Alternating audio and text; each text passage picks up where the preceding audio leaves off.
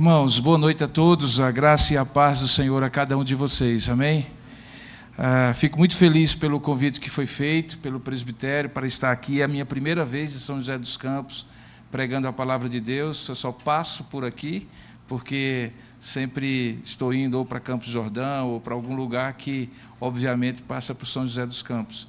E fico muito feliz por poder rever Newton, poder rever Night, o Rick, que também já faz parte da nossa equipe lá, professor também, que está conosco, professor, todos que estão aqui e que eu conheço, fico muito feliz, e também de conhecer novos irmãos que estão aqui. Quero trazer uma palavra de saudação da Igreja Presbiteriana de Tambaú. Como o Newton faz muito tempo que a gente não se via, então ele só confundiu os estados. É Paraíba, Newton, não é Alagoas.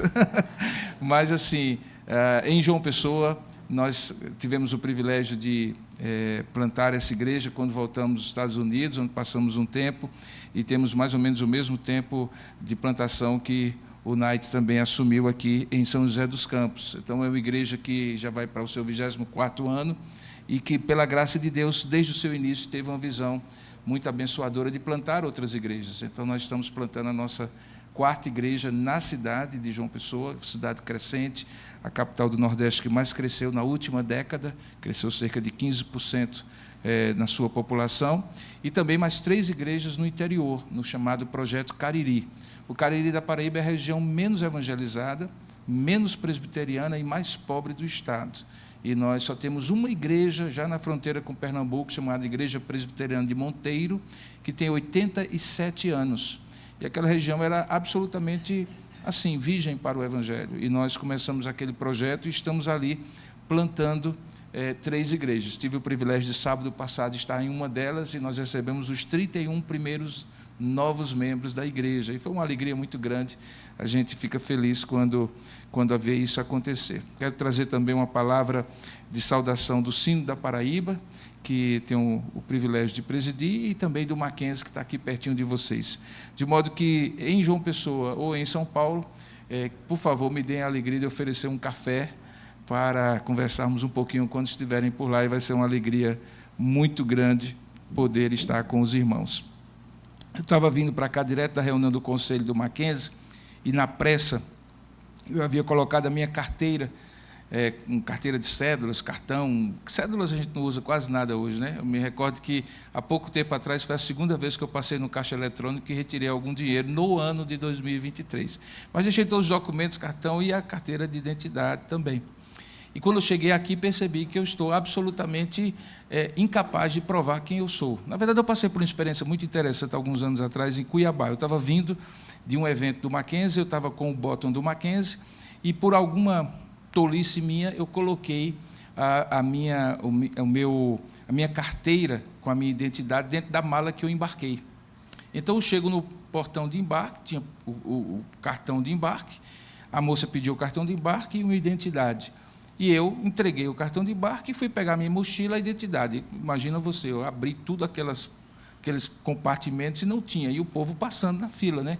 Então, cheguei para ela e disse, olha, por alguma razão não estou conseguindo achar a minha identidade. Ela me deu um sorriso e disse assim, o senhor não vai embarcar, porque a ANAC não permite que o senhor embarque sem documento. Eu disse, mas eu sou eu, meu nome é Robson Grangeiro Monteiro, CPF 441-755-314-91, RG 939-501, SSP-PB, eu calço 41, eu tenho calça 44, naquela época eu já é 48, engordei um pouquinho, eu sou filho de Dona Zemasvete Grangeiro Monteiro, Reginaldo Carneiro Monteiro, eu nasci em Campina Grande, na Paraíba, no dia 14 de julho de 65, obviamente que eu não fiz com essa velocidade, nem nessa sequência, mas eu fui tentando convencer a pessoa que eu era eu, né? E ela olhava de maneira muito cândida assim para mim, tipo assim, que coisa idiota o que esse rapaz está tentando fazer para mim, mas eu estou sendo tolerante com ele. E então, em determinado momento, eu era o último da fila. E então, eu disse, eu não vou poder embarcar mesmo. Aí ela disse, o que o senhor é lá no Mackenzie? E aí, na época, eu estava no conselho. Eu disse, não, eu sou do conselho, eu sou um voluntário no conselho de curadores do Mackenzie. Ele disse, o que o senhor me diz do Mackenzie? Eu disse, é uma instituição presbiteriana. Aí expliquei um pouco. Pois é, eu conheço. Meu marido é mackenzista, meus 2 filhos são mackenzistas, meu avô era mackenzista, e Mackenzie é uma instituição do bem, né? E eu, claro que disse, claro que sim, que é do bem. Disse, pois é, eu não sei quem o senhor é, mas só por causa desse Mzinho, eu vou deixar o senhor embarcar. Agora o senhor não vai dizer nunca onde o senhor contar essa história, o meu nome e o nome da minha companhia. Eu disse, combinado. E eu embarquei por conta de um Mzinho. Essa coisa é interessante. Identidade. Eu não tinha uma carteira, sabia quem eu era, mas quem me identificou para os olhos daquela mulher foi um M. Assim como se você tivesse na lapela uma cruz e tivesse no país muçulmano, você também seria identificado. Assim como se você vir em algum lugar uma outra pessoa com uma sarça ardente, você vai perceber que essa pessoa possivelmente é presbiteriana. Identidade é uma coisa que muda a depender das circunstâncias e com o passar do tempo. Há muitos anos, a gente precisava dizer somente o nome do pai e da mãe. Por exemplo, todo mundo sabia que eu era Robinho, filho de Dona Mavete. E bastava. Com o passar do tempo, ao completar 18 anos, eu recebi uma carteira de identidade. E como eu fiquei orgulhoso, lá tinha minha digital, lá tinha minha foto, e aquilo dizia que eu era quem eu era. A identidade, ou a forma de identificar as pessoas, pode mudar. Mas a identidade, por si só, ela permanece a mesma quando ela é baseada em coisas que a gente crê. Essas não podem mudar. Eu gostaria de expor nessa noite um texto da Palavra de Deus para falar sobre identidade e missão. E o texto é Mateus capítulo 16, conhecidíssimo de todos nós, a partir do verso 13. E o meu desejo ao final dessa mensagem é que Deus possa, ao expor a Palavra de Deus, abrir o nosso entendimento, iluminar a nossa mente para compreendermos como presbitério, como igrejas, como presbíteros, como pastores, qual é a nossa identidade e qual é a nossa missão. E descobrir que elas derivam da própria identidade de Cristo e da própria missão de Cristo. Essa que não muda e não pode mudar jamais. Diz assim a Palavra de Deus em Mateus capítulo 16, a partir do verso 13 até o verso 20. Diz assim: Indo Jesus para as regiões de Cesareia de Filipe, perguntou a seus discípulos: quem os outros dizem que é o Filho do Homem? E eles responderam: uns dizem que é João Batista, outros dizem que é Elias, e outros dizem que é Jeremias ou um dos profetas. Ao que Jesus perguntou: e vocês, quem dizem que eu sou? Respondendo Simão Pedro, disse: tu és o Cristo, o Filho do Deus vivo. Então Jesus lhe afirmou: bem-aventurado és tu, Simão, filho de Jonas, Bar-Jonas, porque não foi carne nem sangue quem revelaram isso a você, mas meu Pai que está nos céus. Também eu lhe digo que você é Pedro, e sobre esta pedra edificarei a minha igreja, e as portas do inferno não prevalecerão contra ela. Eu lhe darei as chaves do reino dos céus, e o que você ligar da terra terá sido ligado nos céus, e o que você desligar na terra terá sido desligado nos céus. Então Jesus ordenou aos discípulos que não dissessem a ninguém que ele era o Cristo. Que Deus abençoe a sua palavra lida. Amém. Vamos orar ainda? Ó Deus amado, abre o nosso entendimento, na medida em que a tua palavra, inspirada pelo teu Espírito, é suficiente para falar ao nosso coração. Mas quando expomos a tua palavra, o teu Espírito que também habita em nós, há de iluminar para que possamos compreender, para além da nossa capacidade intelectual de perceber o que está escrito. Certamente tu tens algo a ministrar ao nosso coração. Portanto, pedimos que o Senhor nos faça atento ao teu Espírito, que usando a tua palavra haverá de falar ao nosso coração. Fala conosco, Pai, e ao final daremos toda a honra, toda a glória e todo o louvor, porque tu és um Deus que certamente queres nos ensinar sobre a identidade e a missão do teu Filho. É assim que nós te oramos, em nome e para a glória de Jesus Cristo. Amém. O Evangelho de Mateus, a maioria dos comentaristas diz que ele é estruturado em cima de 5 sermões. O primeiro deles, o mais conhecido, o Sermão da Montanha. O último deles, o Sermão Escatológico, que já está no capítulo 24 e 25. A partir do capítulo 10, há certamente uma mudança muito forte na ênfase que Mateus vai descrevendo os acontecimentos da vida de Jesus. Fica muito claro que o ano inaugural das grandes multidões está ficando para trás, e Jesus então escolhe daquela multidão de discípulos 12 homens que ele haveria de enviar.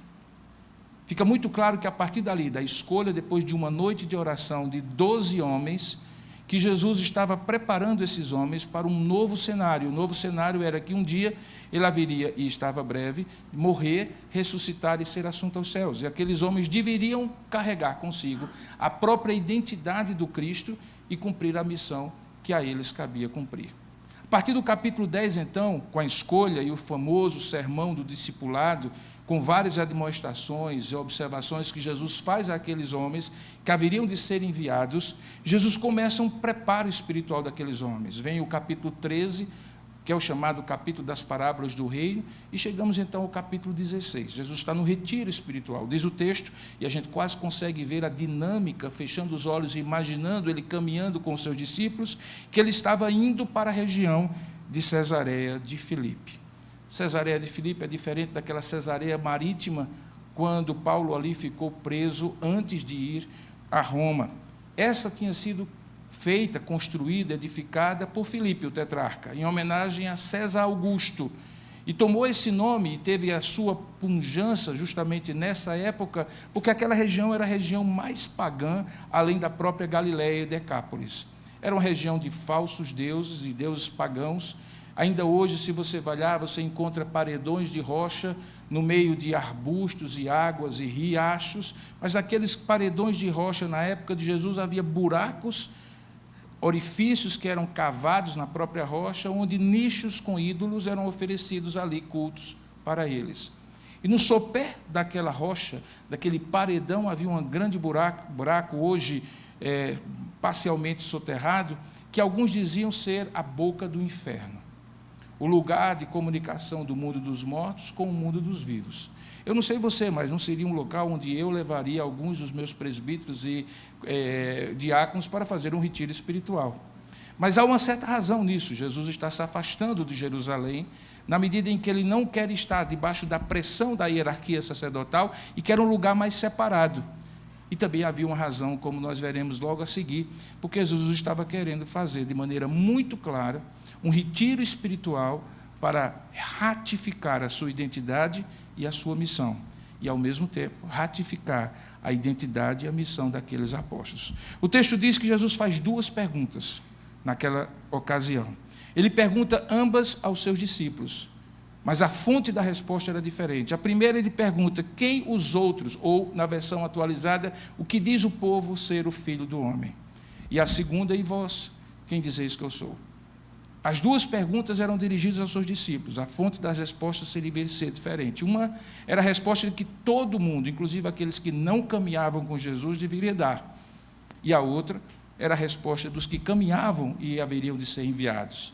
Por aí a gente já percebe que há uma distinção muito grande do que Jesus está querendo enfatizar. A sua própria pergunta já induz aqueles discípulos e apóstolos a considerarem o seu caráter messiânico. A expressão que ele usa, filho do homem, que advém do texto de Daniel, é a expressão que aparece mais vezes mencionada por Jesus acerca de si mesmo. No Novo Testamento são 80 vezes que a palavra e a expressão filho do homem aparece. E em todas elas, Jesus não está dizendo apenas que ele é um homem, tão homem como nós somos homens, como eles são homens. O filho do homem era um título messiânico, representava a aspiração mais inefável, mais gloriosa que o povo da aliança tinha, de que um dia se levantasse no meio deles um homem perfeito, o Redentor, o Salvador, o ungido, o Messias, o escolhido, e que fizesse a redenção deles. Quando Jesus pergunta, então, quem diz o povo que o Filho do Homem é, obviamente que o povo não teria condição de dizer quem o Filho do Homem é. E a resposta, tão genérica quanto difusa, quanto imprecisa, foi muito clara. Pareciam alunos numa classe de aula, tentando adivinhar a resposta do professor, ou a resposta que o professor gostaria de ter. Senhor, uns dizem que é João Batista, outros dizem que é Elias, e outros dizem que é Jeremias ou um dos profetas. erraram de maneira fragorosa. E então Jesus se volta para eles sim, de quem Jesus saberia e esperava uma resposta correta, e então ele pergunta: e vós, quem dizeis que eu sou? A resposta que, pela sua personalidade impulsiva, Pedro dá em nome de todo o colégio apostólico, acaba revelando a identidade e a missão de Jesus. Ele usa duas expressões: tu és o Cristo e o Filho do Deus vivo. Nessas duas expressões, nós podemos encontrar a nossa doutrina da dupla natureza de Cristo numa única pessoa. Ele é 100% homem e, ao mesmo tempo, ele é 100% Deus. O que é surpreendente é que esse homem era judeu, monoteísta, unitarista, que cria apenas na existência de um único Deus, que recitava a chamada de Deuteronômio capítulo 6, verso 4, constantemente, que dizia: ouve, ó Israel, o Senhor teu Deus é o único Deus, é o único Senhor. Como é que esse homem chegou a essa conclusão? Jesus disse: não foi por carne, não foi por sangue, mas foi pela revelação de Deus. E ao chegar a essa conclusão, Pedro acabou por descobrir, ou melhor dizer, por manifestar diante de todos quem era Jesus e qual era a missão. Ali, na pessoa de Cristo e na pessoa do Filho do Homem, estão embutidas as duas verdades que Jesus queria extrair deles. A primeira, qual era a sua identidade. E a segunda, o que é que ele veio fazer. Ele veio como Redentor, como Cristo, como Filho de Deus encarnado. O Verbo se fez carne e habitou entre nós. Vimos a sua glória, glória como do unigênito do Pai. E a história pararia ali, naquele momento, com a clareza de quem Jesus era e do que ele veio fazer na confissão petrina. Mas eis que, do nada, ao fazer o elogio a Pedro e dizer: bem-aventurado és tu, Pedro, porque não foi carne nem sangue quem a ti revelou, Jesus continua o diálogo e parece introduzir um assunto que a alguns, superficialmente, rapidamente, parece não ter nada a ver com identidade e missão, mas tem tudo a ver com identidade e missão. Porque ele afirma para Pedro: pois bem, eu lhe digo que você é Pedro, e sobre esta pedra edificarei a minha igreja. O foco deixa de ser Jesus e passa a ser a sua igreja. E, novamente, o fio condutor de quem era a igreja e de qual era a missão da igreja é decorrente do fato de quem era Cristo e de qual era a missão de Cristo. E esses dois assuntos estão atravessando esses dois momentos do diálogo. Primeiro, quando a ênfase é sobre Jesus, e segundo, quando o próprio Jesus diz o que é a sua igreja. Ele usa a expressão que todos nós conhecemos, que era muito comum. A palavra eclesia era a assembleia das pessoas de uma cidade. Era uma assembleia de condomínio, se fosse nos dias de hoje. Eram pessoas que saíam de suas casas, chamados de dentro para fora, para um propósito. Mas Jesus usa de maneira diferente. Primeiramente, ele chama essa eclesia de sua, significando que é ele que convoca os seus eleitos. Assim como um edital é convocado por um síndico, assim como um edital para um presbitério se reunir é convocado pelo presidente, assim tem no documento, em cumprimento à determinação do presidente, assim convocamos os conciliares. Quem convoca e chama para si é quem tem a autoridade de dirigir aquela instituição ou aquela reunião. Jesus disse: sou eu que edifico a minha igreja. Eu edificarei a minha igreja. Mas baseado em quê? Na confissão de Pedro. Nós bem sabemos a discussão sobre, afinal de contas, o que significava tu és Pedro e sobre esta pedra edificarei a minha igreja. Eu sou daqueles que creio que Pedro não era e nem pode ser, e acredito que vocês também, a pedra sobre a qual a igreja foi edificada. Nós não somos católicos romanos. Nós cremos que a pedra sobre a qual a igreja foi edificada é a confissão que Pedro faz, a mesma confissão que eu e você fazemos quando nos batizamos, quando fomos recebidos na igreja visível, quando nos perguntaram nossa pública profissão de fé, para que então, e baseado somente nisso, nos batizasse em nome do Pai, do Filho e do Espírito Santo. E o que me chama a atenção é justamente isso: a mesma confissão de fé que sai verbalmente de Pedro sobre quem é Jesus, é a mesma confissão de fé que Jesus pega e toma como base para dizer: eu edificarei a minha igreja. O que é que ele está dizendo com isso? É que a identidade da igreja e a missão da igreja decorre da identidade de Jesus e da missão de Jesus. E o que é mais característico aqui, mais curioso, é que, ao fazer isso, ele diz algo mais. Ele dá a Pedro, e obviamente a todo o colégio apostólico, uma autoridade que nós conhecemos na nossa teologia como o poder das chaves. Ele diz assim: aquilo que você ligar nos céus, aqui na terra, ligar na terra, terá sido ligado nos céus. E aquilo que você desligar na terra, terá sido desligado nos céus. Eu chamo a sua atenção primeiro para o tempo verbal. Não é que aquilo que eu ligar, Deus vai ligar no céu. Aquilo que eu ligar na terra, já terá sido ligado nos céus. Eu apenas manifesto visivelmente o propósito de Deus, mostrando que essa é a missão da igreja. O poder das chaves, o que é? É aquilo que Rotary não faz, que Lions não faz, que maçonaria não faz, que clube de serviços não fazem, que sindicatos não fazem, que partidos políticos não fazem, só a igreja faz. E o que é que só a igreja faz? Ela só e somente ela prega o evangelho. Essa é a missão da igreja. E ela, e somente ela, exerce o poder da disciplina sobre aqueles que, sendo escolhidos, creem, professam a mesma fé de Pedro e se tornam membros dela, e, portanto, sobre elas o Senhor tem autoridade. Percebam, então, que Jesus tem uma identidade e uma missão que está baseada na confissão de Pedro, que é revelada por Deus, segundo o próprio Senhor Jesus. E, baseado nesta confissão, Jesus diz, então, eu edificarei a minha igreja, aqui representada nesse colégio apostólico, baseada nessa confissão de Pedro, e darei a esta igreja o poder das chaves. E o que é o poder das chaves? A missão da igreja. Então, identidade e missão, aqui nesse texto, estão relacionados a quem Jesus é e o que ele veio se propôs a fazer, e o que a igreja é, que não é inventado nem criado por nós, mas é convocado por Deus, e a missão que a igreja dá. Quando chega ao final desse texto, Mateus encerra de uma maneira enigmática.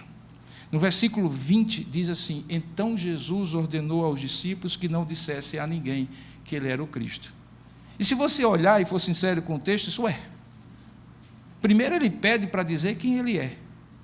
E uma vez que o sujeito acerta e fica muito claro que essa identidade e essa missão de Jesus é a identidade e a missão da igreja, aí ele diz, agora não dê conta para ninguém. Como não conte para ninguém? Não foi para isso que o Senhor nos deu o poder das chaves?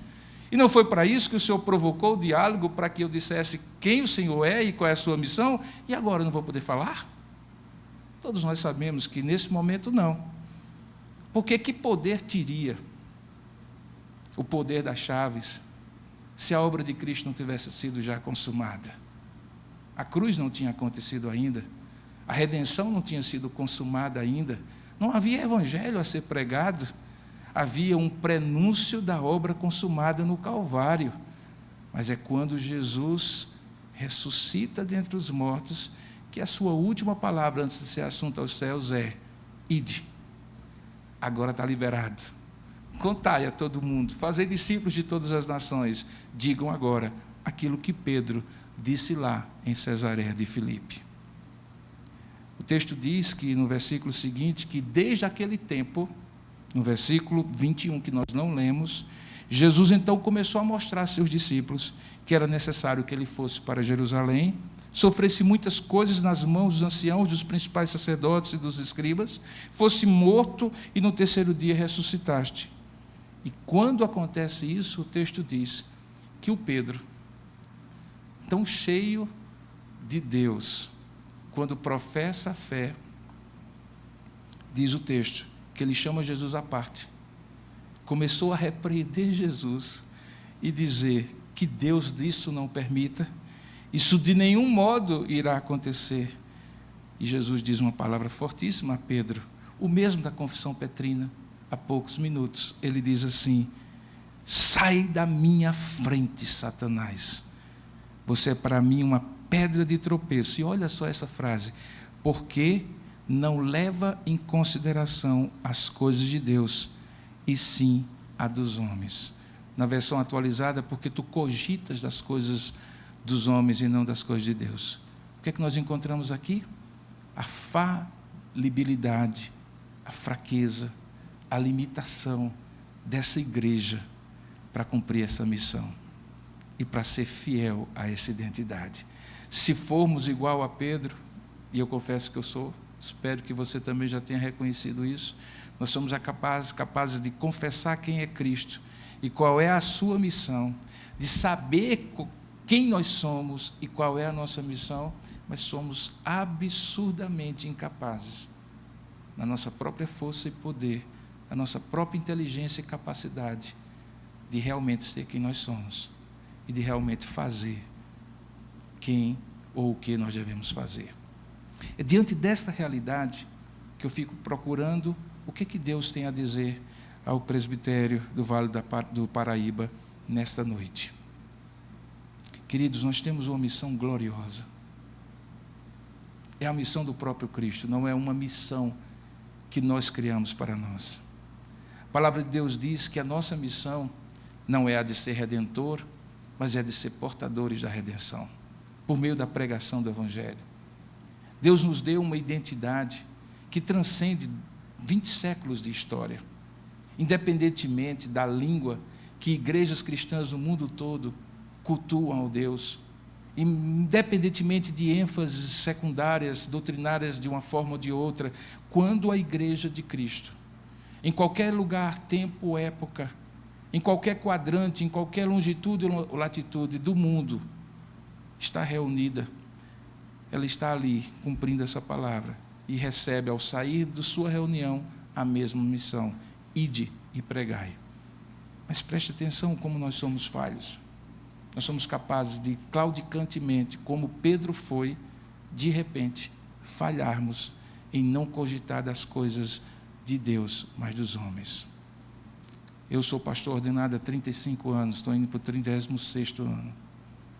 Desde então, e do tempo de seminarista, já são 42 anos. Nós sabemos as nossas reuniões conciliares, nós sabemos as nossas lutas que passamos nos conselhos das igrejas, nós passamos as reuniões nos concílios, e facilmente podemos esquecer a missão e começar a cogitar das coisas dos homens e não das coisas de Deus. Que tal não aconteça nessa reunião? Que o nosso propósito mais profundo seja a missão. Que o nosso propósito mais profundo seja o mínimo que nós pudermos gastar de tempo naquilo que é meio para dedicarmos o melhor do nosso tempo, do nosso talento, do nosso tesouro, naquilo que é a finalidade de ser da igreja. Se assim fizermos, nós não estaremos cogitando das coisas de homens, mas das coisas de Deus. Nós estaremos sendo fiéis à nossa identidade e seremos fiéis também à nossa missão. E o meu desejo é que isso aconteça. Poucos minutos antes de começar o culto, eu estava conversando com o Night, com o Newton, e dizendo assim: para além de números, e aqui a questão não é numérica, se nos próximos 10 anos a Igreja Presbiteriana do Brasil não despertar para plantar novas igrejas, ela vai entrar num processo de estagnação e de decadência. Eu não sei por qual razão os irmãos me convidaram para estar aqui, mas eu gostaria de dizer, eu gostaria de incentivar, orar, colaborar no que me for possível para que esse presbitério plante muitas igrejas. É a única forma de cumprir a missão e de preservar a identidade. Quando nós plantamos igreja, pregando o Evangelho, discipulando os convertidos, preparando os líderes para que essas igrejas sejam sólidas, assim como foi o programa do apóstolo Paulo no livro de Atos, então nós estaremos cumprindo a missão. E quando eu soube que eu estaria numa plantação de igreja como essa, meu coração se abriu e disse: louvado seja o nome do Senhor, porque com certeza é esse o propósito que Deus tem para nós. Que plantemos, que evangelizemos, que não nos fechemos nas nossas próprios arraiais, que o tempo está juntos, é um tempo de adoração e de fortalecimento espiritual, mas sempre como uma preparação para a missão, e a missão está lá fora. Que Deus nos abençoe. Amém. Ore comigo, por gentileza. Ó Deus amado e querido Pai, nós louvamos e bendizemos o Teu santo nome, porque Tu és um Deus bom, e certamente na Tua bondade nos trouxeste aqui, cada um de nós, para ouvir essa palavra, começar do meu próprio coração. Pai, eu rogo que o Senhor nunca me deixe cessar o meu ardor por plantar igrejas, por pregar o Teu Evangelho, por fazer o cumprimento do meu chamado, que nada possa me atrapalhar nisso, mas não somente a mim, mas também a esses queridos irmãos aqui do Vale do Paraíba, a essa igreja, e a cada igreja que aqui está representada pelos seus presbíteros e pastores. Nos ajuda, Pai, a termos muito nitidamente na nossa mente que nós devemos ter duas preocupações: preservar a nossa identidade e cumprir a nossa missão. Porque se assim fizermos, ó Pai, nós estaremos sendo fiéis a esta missão e a este texto que nos revela quem Tu és e o que o Teu Filho Jesus Cristo veio fazer. Ajuda-nos no restante desta reunião, para que ela seja plena de consensos, de comunhão, de bons propósitos, de boas decisões, que, ó Deus, o teu povo, em paz, em harmonia uns com os outros, possa olhar para ti, saber quem tu és, e ouvir de ti a missão: ide, fazei discípulos de todas as nações. Oramos assim, Pai, agradecidos, em nome e para a glória do Senhor Jesus. Amém.